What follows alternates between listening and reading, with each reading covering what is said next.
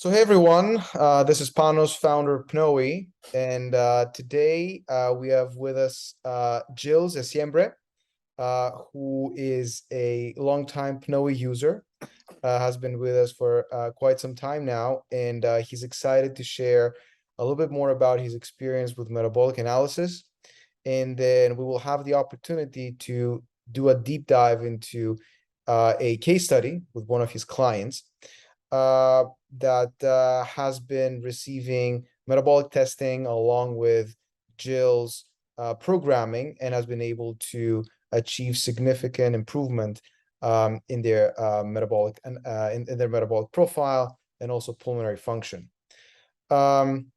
Jill's is a person that has a very long background in metabolic analysis, pulmonary assessment, and also using these tools in order to identify what is the right path, the personalized path for a person who is facing a specific limitation, and then utilizing this information in order to craft personalized programs to help the person. Jill's floor is yours. Please tell us a little bit more about your background, what got you into what you're doing, and we can take it from there. Perfect. Well, thanks for having me. My background, I mean, was always I was always an athlete, and for some reason, I was always the smallest hockey player. Obviously in Canada, we play a lot of hockey. Being 5'6", I figured out that the first and second period in hockey, I would get pummeled and body checked, and I just didn't excel.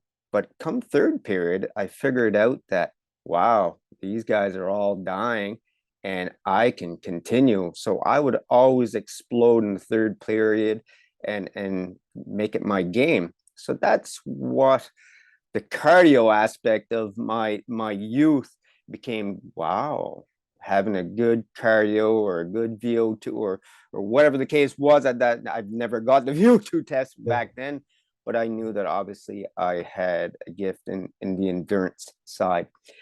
So I became a real estate agent, very successful one in Eastern Canada, and I was top 3% in Canada, and everything was going fantastic until some traumatic events had happened in my life, like my father dying of a heart attack, massive heart attack at 60.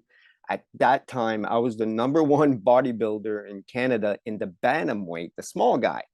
And I was #2 in a non-drug tested one, and I was #1 when it was a drug tested one. So I qualified to represent Canada at the Worlds, and that came to a crashing halt when my father died of a heart attack, which led me to going back into the cardio game and going, I want to have kids and I want to be able to have grandkids. My father never experienced that, and it led me to start to study it and learning how to reverse metabolic age, how to lean out a little bit more, lose a little bit more of the muscle mass, and increase a little bit of the cardio, and then start juggling with it until I met up with the PNOE group, of course, and then start studying it. And it was a wonderful program. I don't know what I would have done if you guys wouldn't have had that program that you put together. And then after I got the base, I start studying more, start studying the breathing, and start flourishing with that, and start making up my program based on the PNOE program, and then with my program, and I developed all these programs to help these different deficiencies for clients that I got, and I found this passion that I'm actually really good at, to be able to assess clients and to use what PNOE has taught me, and the in-depth of stuff you can figure out. I've sent people, as soon as I got the test, I sent people to the doctor because I thought that, that there could be a chance of diabetes or a metabolic deficiency. There's something.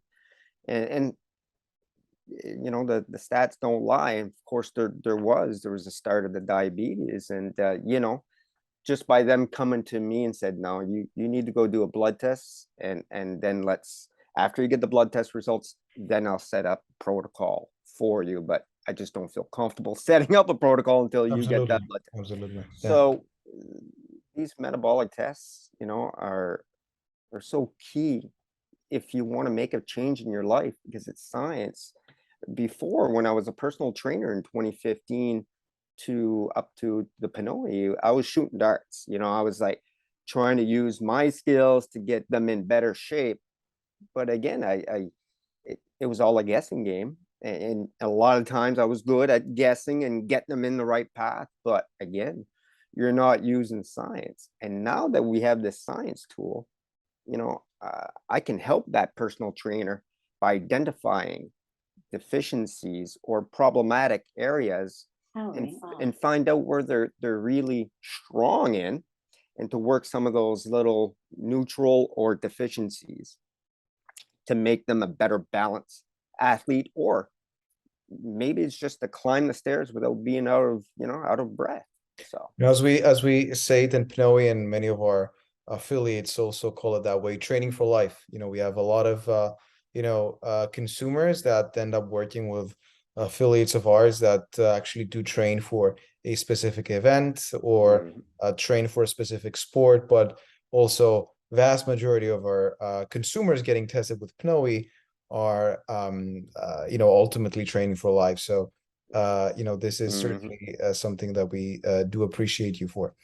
Awesome. Well, that was an amazing story. Thank you for sharing. I do admit that I didn't know most of it, even though we've been in touch for quite some time now. There's tons more, but we'll Yeah. be chatting more Yeah, about we'll do that another later call, on. maybe, offline, and chat more about your real estate, years. But awesome. So you want to maybe give us a little bit of insight, as to a few examples where you've seen something in a PNOE test and you have provided specific recommendations based on the insight the test provided. It doesn't have to be, it doesn't have to come from one specific case. We will, end up discussing a very specific case of one of your clients.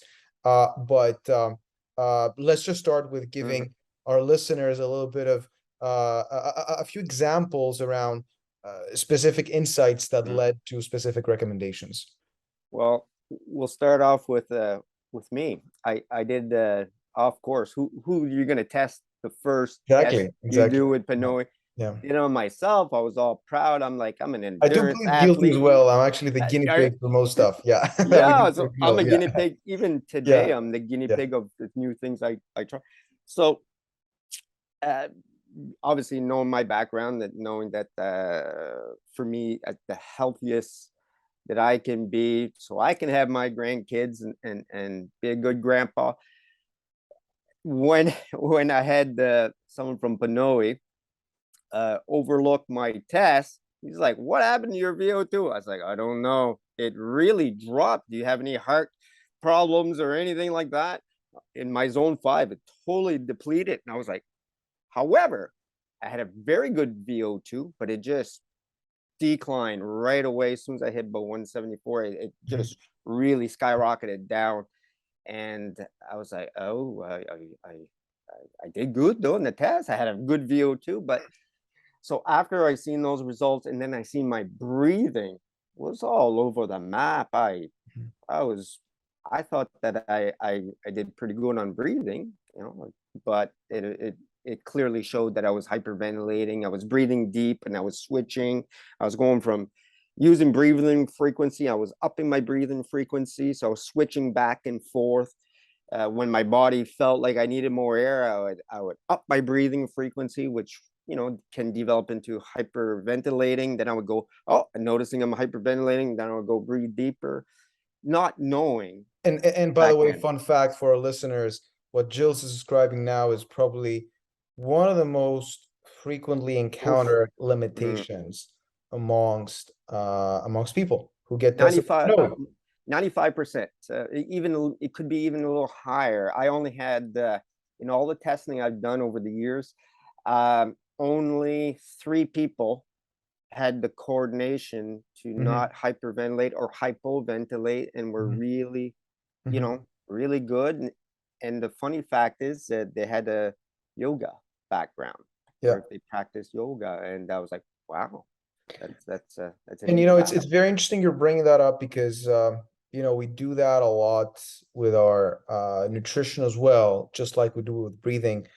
We may be paying attention to, what is happening at rest, but we do not pay attention to what is happening during exercise. And undeniably, if we think about our body as an engine, and for that engine require oxygen to work, the first line of attack, the first system that needs to work effectively is the lungs. If you're Yeah. not pumping oxygen through the lungs effectively, then irrespectively of how good your mitochondria are, irrespectively of how good your blood circulation is, the heart is, like this system is not getting any oxygen in. And ultimately, that deteriorates any form of performance, whether that is explosive performance for intervals or explosive sports like football, soccer, you name it, or even in the case of resistance training and bodybuilding, where you need the oxygen to recover rapidly. So yeah, that was just like a very brief overview of why breathing effectively is so damn important, but the thing is that most of us don't actually pay attention to it. And it's funny you say that, but in bodybuilding, like bodybuilding, very important, to breathe in during the eccentric part of the exercise, Exactly. Yeah. and then, use your expiratory power to bring up the weight. And people don't know that you can get an extra rep or two. Well, if you can get an extra rep or two by breathing correctly, obviously you're going to grow more, you're going to rip a little bit more muscles, and for you to be able to fill them up with full of protein and get them bigger. But yeah, Absolutely. so going back to your question on the protocol that I got, I was like, I knew right away from the PNOE protocols that they recommended for my situation. I followed the protocol, going, I needed to start doing some intervals and fixing that zone 5. And of course, the typical people that run they're really good in the zone 3. I'm not going to say they're horrible in everything, but zone 2 is out of whack, and then zone 4 and 5 are out of whack. But they're very comfortable in the test in that zone 3. So I fixed that by doing some interval training into the zone 4s and 5s, and I started doing a respiratory program where I have the P100. So I start using that regular basis, and then I start redoing the tests over and over and seeing the significant change. And it was that I increased my VO2 just by a little bit, went from 62 to 65 milliliters per kilogram, and that, but the control I have now is crazy. Exactly. And another point that I would like to bring up as well that is very frequently misunderstood is the fact that control means higher quality of exercise.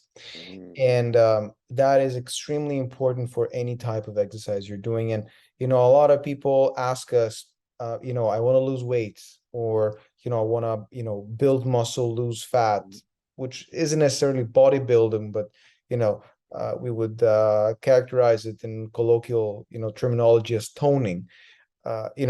Interval training, zone 4 and 5, is critical for all of these fitness goals, because interval training zone 4 and 5 is what's going to boost insulin growth hormone and testosterone the most, which is your biggest ally when it comes to preserving muscle or building muscle and burning fat. So being able to conduct interval training in a controlled fashion that doesn't get your system out of whack is critical if you want to get the biggest bang for the buck out of your exercise. So it's great you're bringing that up, Jules, because it does indicate how a person with a high VO2 max may not be doing as well in zone 4 and 5, and as a result may not be getting the most out of his interval training, which is important for the reasons I mentioned. Another thing too, Panos, is when I was burning about 9.5 calories in my zone 2 as fat fuel. That was the Mhm. max I was getting to, 9.5. For an athlete, Mhm. I should have been hitting in the double digits. Mhm. And when I did do the protocol, that Mhm. went from 9.5 to about 12 right now, which is Mhm. great. So I'm burning 12 Absolutely. calories of Absolutely. fat, Mhm. per minute Mhm. in my zone 2. Mhm. And by doing the protocol training of, doing some zone 1 and 2, and then going right up to 4, zone Mhm. 4, and then back to zone 1 and 2, and then going back to that zone 5. So I would go forward to 5 and down. And by doing that protocol, increase my usage of fat when I'm doing my endurance training for my endurance runs in zone 2. That's incredible. I do think, it would be interesting now for listeners to, start seeing some of the data Yes. that you put together for the case study that we want to talk about. So I'm going to Yeah. start sharing my screen. Um,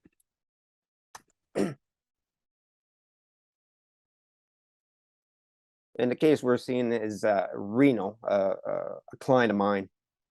And then let me know, and I can kind of give you a little quick intro awesome. on the subject. Yeah. So before we get started with the client's background, so here we're gonna see the client's metabolic profile as measured by PNOE before and after the intervention that was put together by Gilles. Uh, floor is yours. Please let us know what was the case with the client, Mhm. what the limitations, history, etc. Well, Reno, he's really well. How do I say that? He researches everything about turning back his metabolic age. So he doesn't Mhm. even drink water in a plastic container. It's Mhm. in cast iron or whatever the case is for the water bottles. So he was quite educated. He did a DNA analysis. So I kind of knew from what he said that his zone 2 was going to be low by his DNA analysis. And sure enough, as you'll see, that his zone 2 was small. Mhm. Now, there's with that, he wanted to run a half marathon. He never ran a 5-kilometer run under 30 minutes. And so he had a goal to do it under 30 minutes. He had a goal of turning back his metabolic age. He had a goal to increase his VO2 after the first test. So he had a lot of goals. So with him knowing who he was, I knew he was going to follow all the protocols. So I said, even if he follows 8%, I knew that it was going to be a dramatic change with him. So we did the first test. I think it was in March. March Mhm. 1st. Yeah, March 1st, yeah. Yeah, and then we redid it, I think 2 months later in May. So his first one, his VO2, for him, he hit 41.7, which I really thought he Yeah. was going to get a little higher than that, truthfully. Mhm. Um, With being However, deep in the anaerobic state while in his VO2 max. So we can actually plot VO2 and RER, and we can actually see that RER went well above 1. He actually was mhm, 1.3, 1.25, which indicates that this person is producing a lot of fatigue metabolites, biocarbonate buffering is well into overdrive. mhm, The person is really pushing it at that point. Like you can actually tell that mhm. that VO2 peak of 41 was a try hard VO2 peak. It wasn't an easy VO2 peak. Let's Yeah, just say he has yeah. my mentality, so he was able to push further than your typical, Yeah, yeah. I when I see a test like that, I see that as a top 5 percentile that Mhm, can push that far. I'm using 5%, it could be 10, mhm, 15, but mhm, he's one of the top tier that can push beyond the limits. mhm, So right away, it was very clearly evident that his breathing frequency and his breathing depth was way off. His breathing depth was Yeah, like let's way look off. into that. Yeah, let's look at his VT. Yeah. VT stands for tidal volume, which is the total Hmm. amount of air the person is exhaling every exhalation. Exactly. And for So him, he had big lungs. He had 6 liter lungs, 6.02 liter lungs at uh, rest. at And rest. then Okay. his power lungs. Mm-hmm. Yeah, so his power lungs are 4.85 liters. That's Mm-hmm. almost 5 liters of FEV1, that 1 second power output. Mm-hmm. Mm-hmm. And when you divide those two numbers, it gave me about 81%. So he Mm-hmm. definitely did not have any limitation standing still, breathe. Absolutely. And Gilles, just to interrupt you so that listeners can Sure. connect the dots.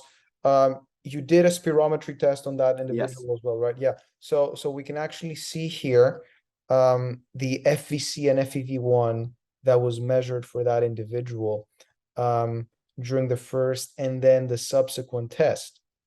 And the numbers you see here are pretty much what Gilles was describing, which is that the FVC, which is the total volume the person can forcefully exhale at rest through a prolonged exhalation, was actually 6 liters. So 6 seconds.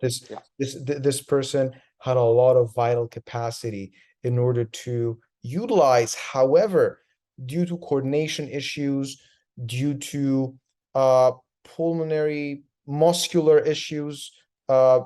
Perhaps you can corroborate that. But for a variety of reasons, this person, when training, was actually using a very small chunk of that vital capacity. Very small. He was like Yeah. he's zone two. He was 42% Hmm. of you Yeah. should be using in my math, I'd like to see 75% as a green light. That's a Yeah. pass for me.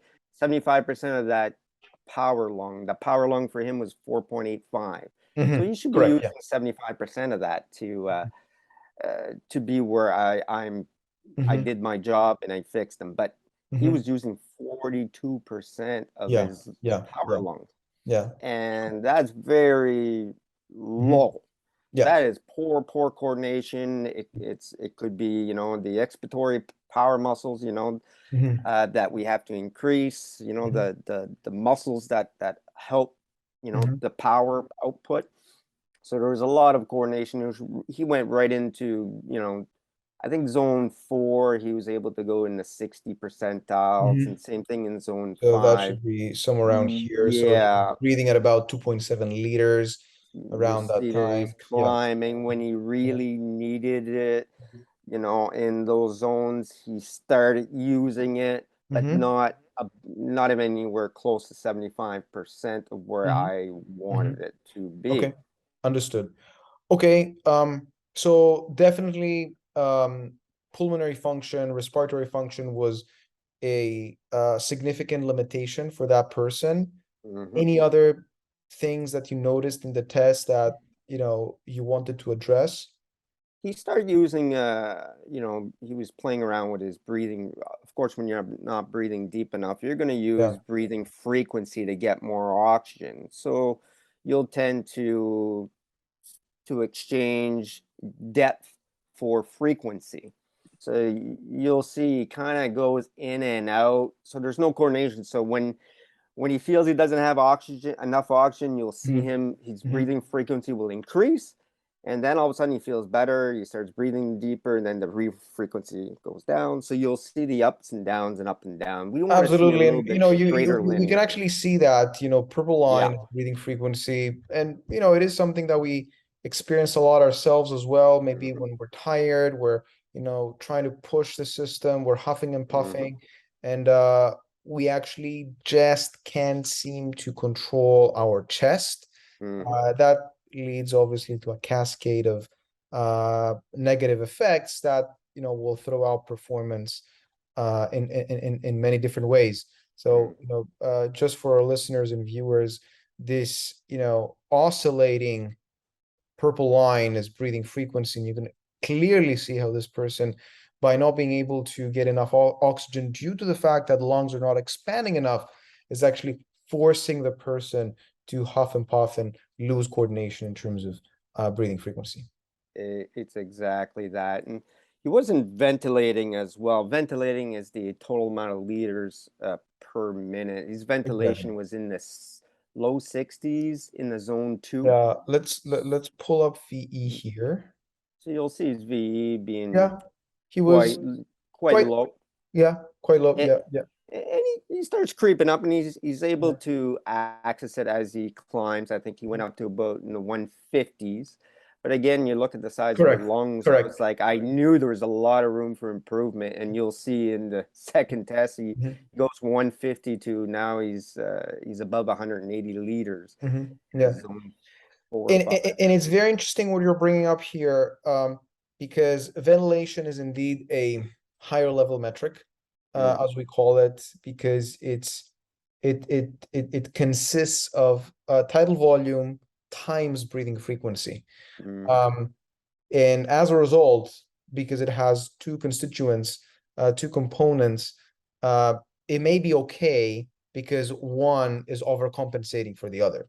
So just by looking at ventilation, VE, which is what a lot of clinicians or health professionals in general would only remain at in terms of their analysis, is going to ultimately conceal the true identity of the problem.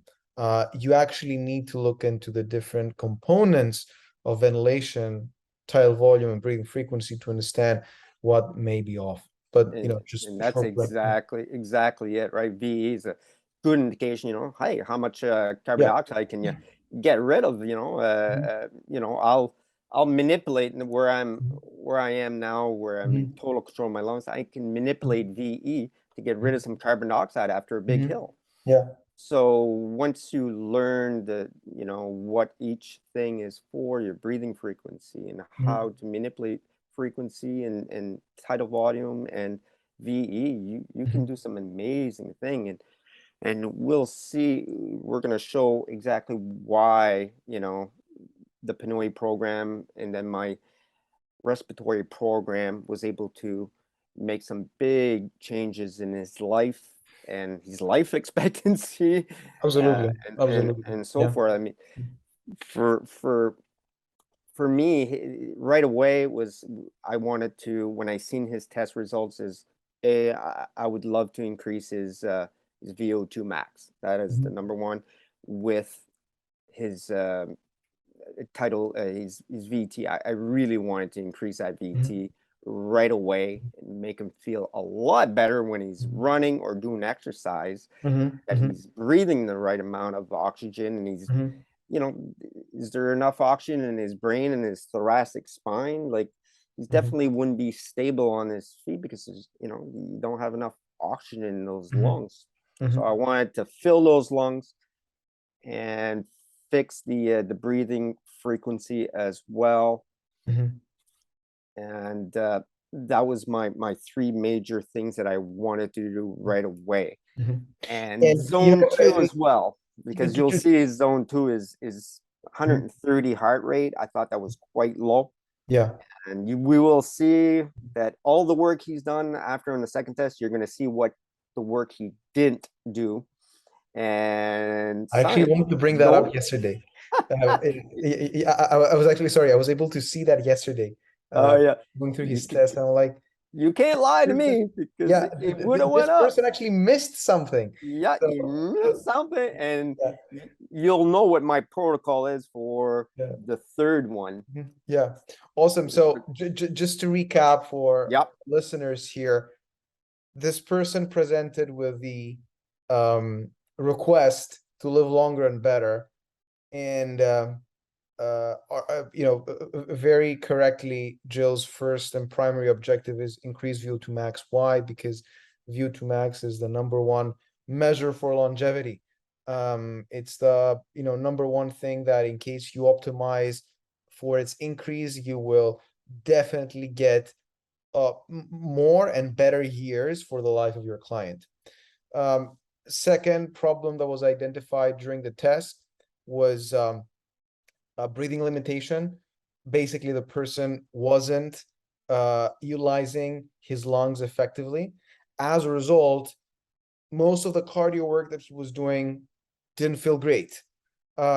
If you're not feeling great when you're doing your cardio, whether that is interval training or, long base cardio training, most likely you're not going to get the most out of it. You're not going to enjoy it. And as a result, there's obviously going to be some adherence problems down the road. Third issue, this person had poor fat utilization, and apparently Gilles gave him training that he didn't do.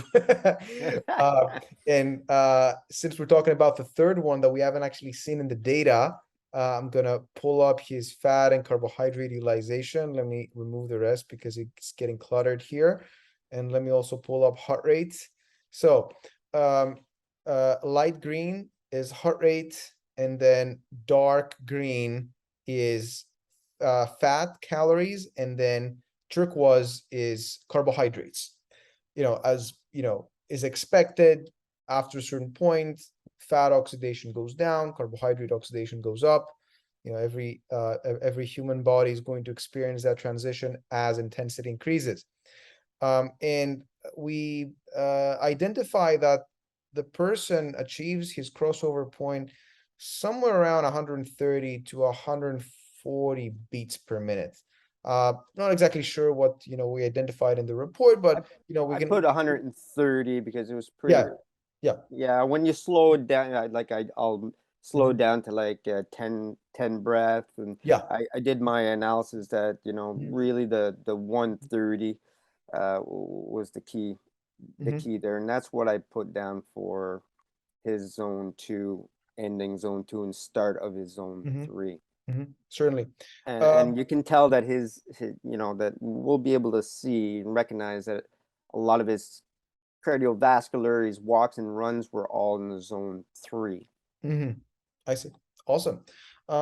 Okay, so what we're clearly seeing here is that the person is achieving his fat max at around 115 15, to yeah. 120 beats per minute, which is quite low for someone who can go all the way up to 176, right? Exactly. And you can actually see that again, dark green line going down very steeply as exercise intensity increases, which is indicative of not great capillary density, not great mitochondrial density.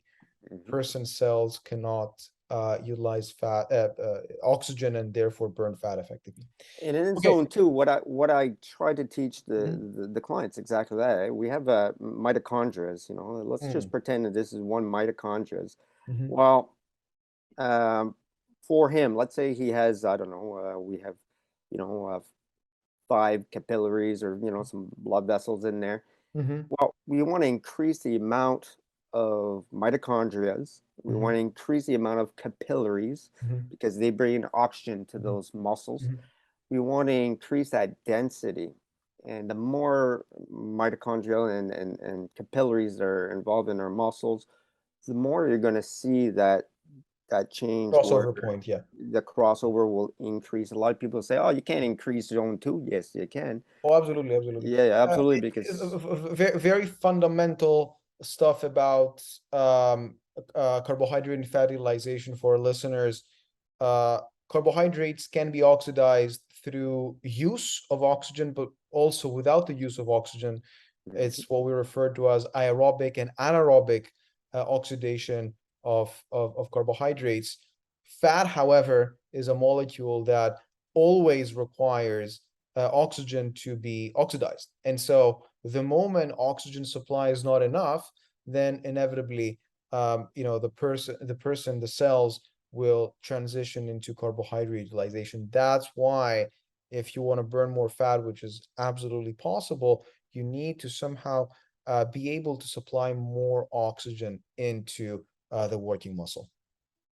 Well said, Panos. It's Awesome. exactly that. And to increase your zone 2, you have to do more work into that zone 2 to increase it, which I tell my client, it's very boring sometimes, especially if you're a runner. So if you're a runner, you may have to power walk, to bring down that heart rate if it's getting too high. Absolutely. So you have to control your heart rate enough to stay. For him, it was what, 115 to 130 that he has to do his work in. And we will soon find out. Yeah. That Awesome. So that was a very thorough explanation of what was the lay of the land yes. before engaging in some sort of intervention. And Gilles, why don't you give us like a brief background on the intervention that you prescribe, so that we can then identify the impact that we had on the client. Well, right away he was game for everything. So we put him right away on a interval program. And the interval program, it would be with me. So that way I know that it would be done properly. And I'd be there to be able to push him, especially in those zone 4 and 5, knowing that he has that capability of going, but having me there pushing him was a little bit easier for him, and he enjoyed that. And number 2, I put him right away on my respiratory program.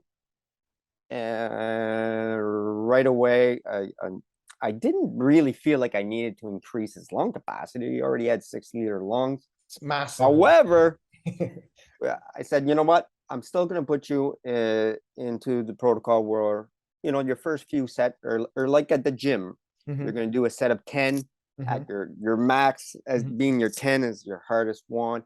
Same thing with this. You're going to inspiratory at 110%. So past that tightness, and then you're going to do an expiratory 6 seconds right to the very end. I said, if I can get another 0.5 liters out of this guy, I said, I'm going to be really happy. So what I do, the first thing I do is I go tap into that reservoir at the bottom of our lungs. So it's really easy. That reservoir is there for our lungs to not collapse. So I go steal some of that, because the reservoir is nice and big, because as humans evolve, we just don't use our lungs like we did way back thousands of years. So I go tap into that reservoir, and of course with him we tapped into about a half a liter right away, which is almost this coffee cup of air. So every time he was able to breathe in, he was getting an extra 0.54 liters of air. That's after 2 months. And his power, it went up almost half a liter, I think 0.4 liters. Correct. So that's because we worked on that initial hard 110% and 110% expiratory power. After that, I put him on that you will see, the 5.25 liter. Yeah, so exactly. So FVC forced vital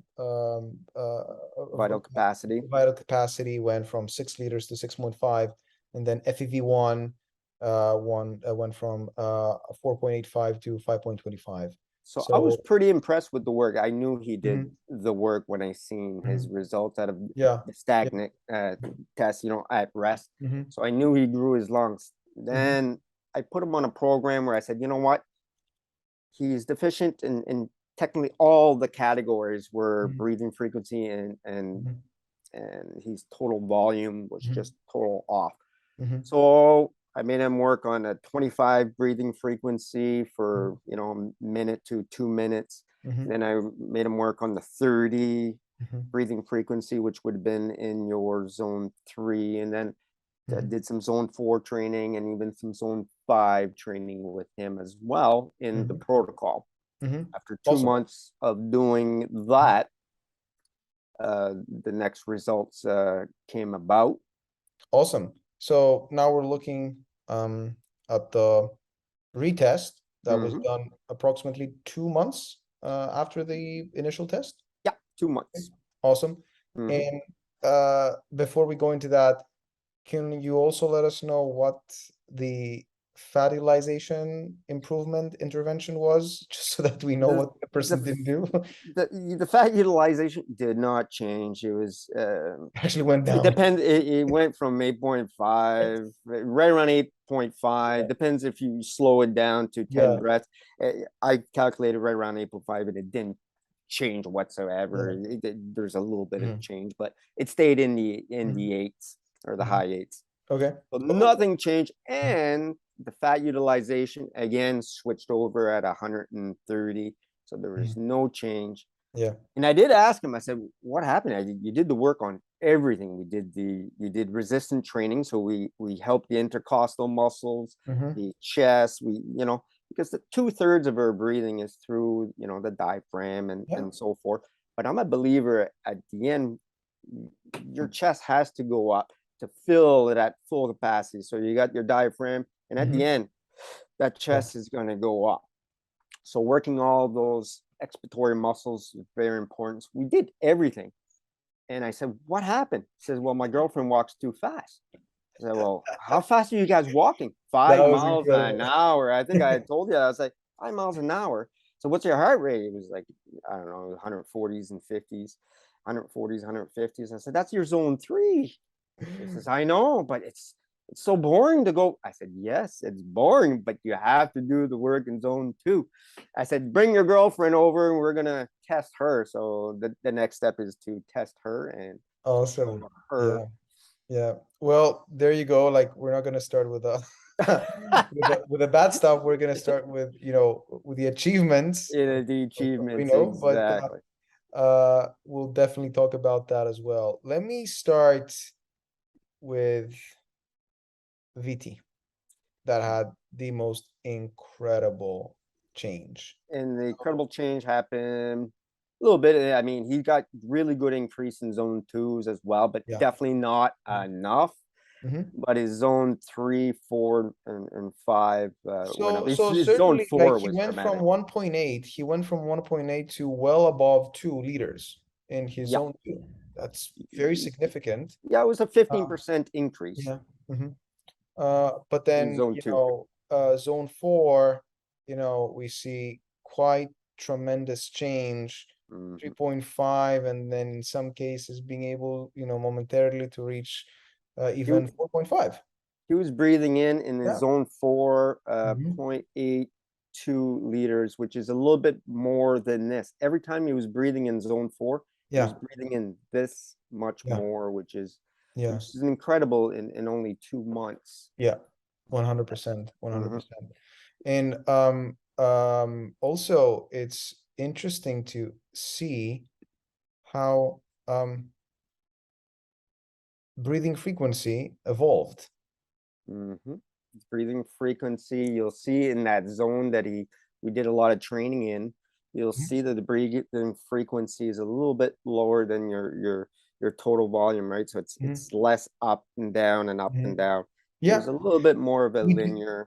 We do not see this constant oscillation. There is a little bit of variation, but this variation is obviously normal. We do not breathe like machines, but we certainly do not see the oscillation that was, indicative of the person trying to find a pattern but not being able to. And you'll see the first test, he was really trying to find the pattern. And if we slow the breathing down, you'll see that it's a little bit more of a nice, even line. Exactly. If you move it to 5, you'll see it that it's a little bit much better. Much better, yeah. Yeah. Still not the where I wanted him to be, but we're going in the right direction. Certainly. It's still a work in progress for sure, but it's a significant improvement. And now, the person's main goal, which is, VO2 max, his VO2 max in terms of milliliters per kilogram of body weight tremendously increased. So, very important to note for our listeners here is the fact that one of the biggest drivers of VO2 max is the amount of air you're exchanging. If you look at the formulas of VO2 max, certainly oxygen concentration plays a big role. That is, for every breath you take in, how much oxygen your lungs can absorb. But what plays the biggest role is how much air you can take in and exchange with the environment. So if you impact your VT, you are having the biggest possible impact on increasing your VO2 max. So this person's, again, primary goal was, hey, I want to live longer, I want to live better. VO2 max is the best measure of that. What are we going to do to improve VO2 max? What will give us the biggest bang for the buck in terms of increasing VO2 max? VT, boom.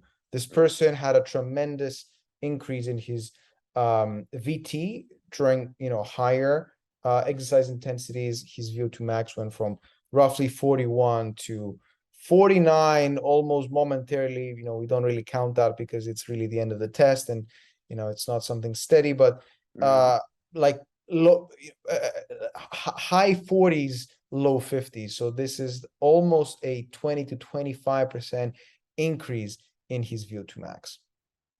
You got it. Yeah.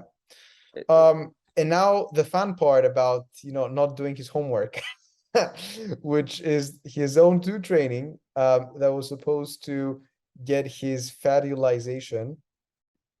Yeah, he like we just said, he was just doing zone 3 training in the mornings, when in reality he was supposed to do his zone 2 in the mornings, while he was in his fasted state, that he would be burning fat as fuel, which he was burning carbohydrate as fuel. We all Very know that. important, very, very important to highlight that, Jules, because a lot of people do ask us, is it more effective to be doing fasted cardio than carbohydrate loaded cardio? The answer is yes, because you're actually exposing your cells to a condition of even less amount of glucose / carbohydrates availability. So yes, it will have an impact. It is recommended that you do, obviously, consult with your, physician if that's necessary. It is recommended to do cardio, especially in zone 2 in a fasted state. Something that I do personally, because I also do a lot of weightlifting. I typically structure my cardio right after my weights, so that first of all, cardio does not interfere with performance in weightlifting, but also I've done quite a bit of intense anaerobic training, depleted my glucose storage, and then I can go into fat burning zone with as fewer carbohydrates in my system as possible. And that's exactly, I'm a big believer in the fasted state. Through my bodybuilding days, fasted state, I would do my my cardio. Now cardio to some people is zone 4 and 5.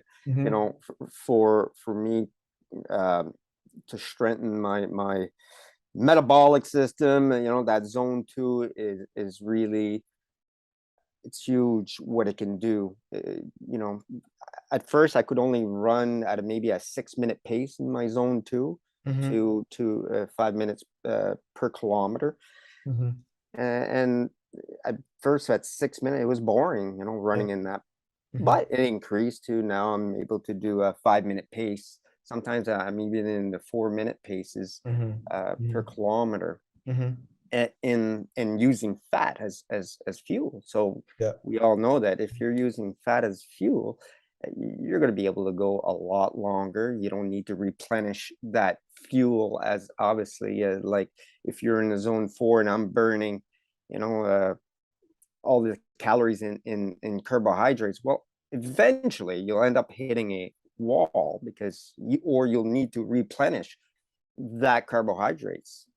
Yeah, we have 30,000 on average calories worth of fat in our bodies. We only have 2,000 calories worth of so you can do the math that after the 2,000 you're gonna crash. So it's inevitable if you don't fuel properly. And with the statistics that we get from PNOE, we're able to see and know exactly how much carbohydrates we need to replace if you're doing a marathon, or if you're doing my crazy races that I do, 100 kilometers, 125s, and so forth. 100%. But but going back to this case in point here, Reno didn't actually do his zone 2 training. As a result, perhaps combination of doing not doing zone 2 training while also doing a lot more intensity training, higher intensity training, led to his crossover actually occurring at 125. And what I'm going to do with oh, sorry, I'll let you finish your point. no. My last sentence is, this is like kind of lower compared to the previous test. Yeah, I wouldn't personally characterize it as being substantially the same. I would characterize it as being lower, lower. which is something that, we've empirically seen with others. I've also seen it, obviously on myself, going through periods of, intense resistance training, focusing exclusively on strength, or cases of a lot of traveling where you just don't do any zone 2 training. You can actually see that deteriorating quite rapidly. So yeah, that was it. Go ahead. And for me now, after seeing that, just regarding the zone 2, is we're going to practice breathing 90%, and I'm going to keep his breathing between 22 and 28. So I'm going to really focus on him breathing 90% of his expiratory power. So that's 90% of 5.25 liters. So he's got the bag, he's got the respiratory trainer.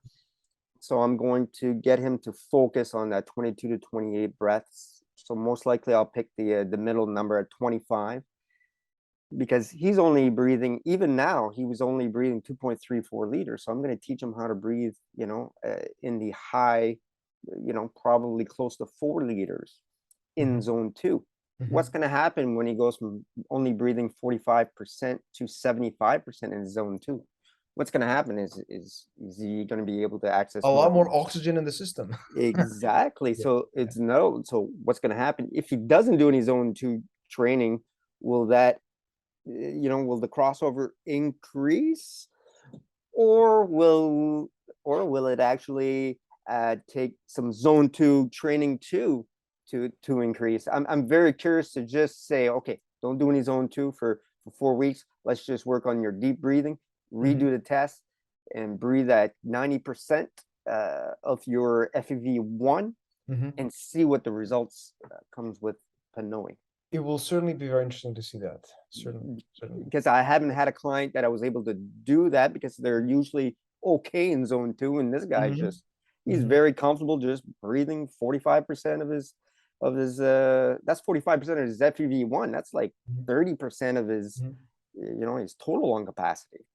Absolutely. So I'm curious to see what that would do metabolically to his zone 2 and his fat utilization by just changing how he breathes in zone 2. If he doesn't do anything, then obviously we know that obviously he has to do zone 2 training.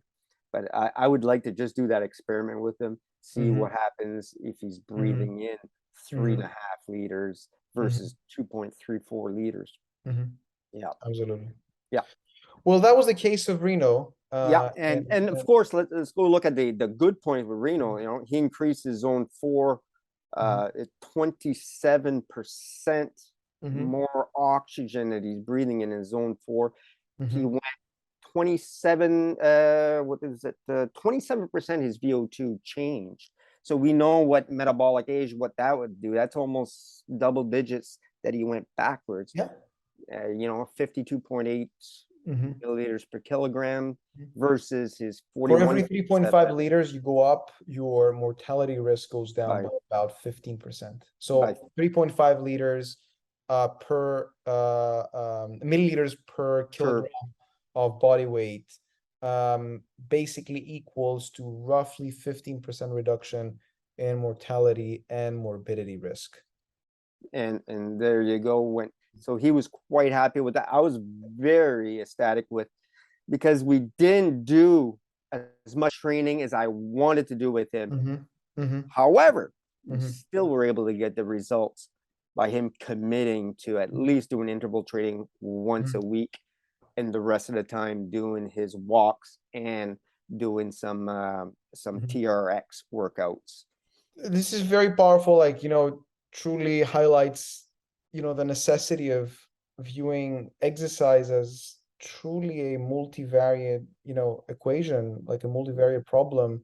You have resistance training, you have interval training, but you also have base training. And if you skip one, then it doesn't mean that everything is going to go down the trash, but you know, you're gonna obviously get improvements in areas that you worked on, areas that the workouts you're actually doing affect.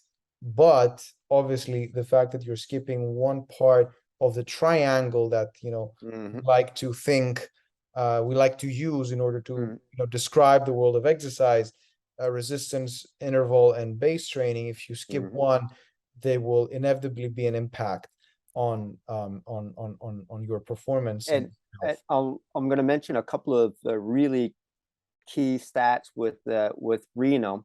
Very competitive. We're the same age. We're both not necessarily want to live to 100, but we want to live a quality of life as long as we can into our 80s to live quality. So he was able to, with my program, there's breath holding as well. He's able to hold his breath 3 minutes and 10 seconds now in those 8 weeks. And for myself, I was only able to go to 2 minutes 55. So he's pretty happy that he beat me on that one. Obviously, we reduced his metabolic age with some body fat as well, and of course with his VO2 max. He was also able to run a 5 kilometer. His goal was 30 minutes, and I knew that we were going to easily beat that. He did 26 minutes and 30 seconds with no running all week, nothing. The only time he ran was once a week on Tuesdays, doing interval training with me. And he was able to do a 26, that's 5 kilometers, that's 3.1 miles for anybody using that. So he was able to do 26 minutes, 30 seconds for a 3.1 mile, 5 kilometer run, which is fantastic. I know he has it in him now if he would actually train a little bit on the running, which he wants to do a 21 kilometer, a half marathon. So I know he has it in him to go below that 25 with a little bit of training, of course. But to do a full 3.1 miles at 26 minutes, 30 seconds with no running at all, just respiratory training and interval training, truly incredible. some TRX, it was quite something. I was like, wow, that's awesome. Yeah, that's very neat to know. Congrats, Serena, and obviously congrats and all the best to you as well. Well, it's fantastic, you know, like this science that you're providing and the courses that you guys provided. I think that's fantastic. Awesome. Well, Jill, thank you so much for taking the time today. And I look forward to maybe doing another call very soon with, you know, some additional case studies and for sure. And we're test. And of course, we're gonna do maybe another one on Reno, because we're gonna make him do that zone 2, right? Awesome. So Yeah. I want him breathing at 75% of his FEV1, and we want him to grow that 130 heart rate to 145, maybe 150 heart rate, so that Sounds he's like burning a plan. that right fuel. Sounds like a plan. Well, Fantastic. also